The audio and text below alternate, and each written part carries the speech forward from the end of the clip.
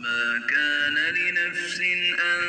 تموت إلا بإذن الله كتابا مؤجلا ومن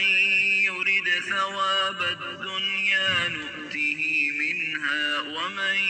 يرد ثواب الآخرة نؤته منها وسنجزي الشاكرين۔ اور کوئی شخص اللہ کے حکم کے بغیر نہیں مر سکتا، اس کا وقت لکھا ہوا ہے، اور جو شخص دنیا کا انعام چاہتا ہے ہم اسے اس میں سے دے دیتے ہیں، اور جو آخرت کا انعام چاہتا ہے ہم اسے اس میں سے دے دیتے ہیں، اور ہم عنقریب شکر گزاروں کو خوب صلہ دیں گے۔ وَكَأَيٍّ مِّن نَّبِيٍّ قَاتَلَ مَعَهُ رِبِّيُّونَ كَثِيرٌ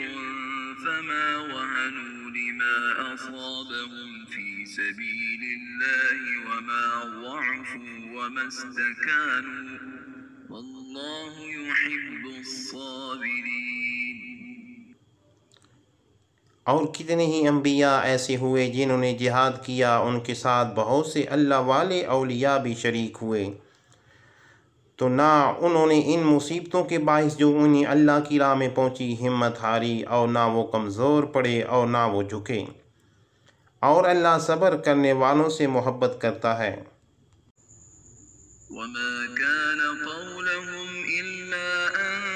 قَالُوا رَبَّنَا اغْفِرْ لَنَا ذُنُوبَنَا وَإِسْرَافَنَا فِي أَمْرِنَا وَثَبِّتْ أَقْدَامَنَا وَانصُرْنَا عَلَى الْقَوْمِ الْكَافِرِينَ۔ اور ان کا کہنا کچھ نہ تھا سوائے اس التجا کے کہ ہے ہمارے رب،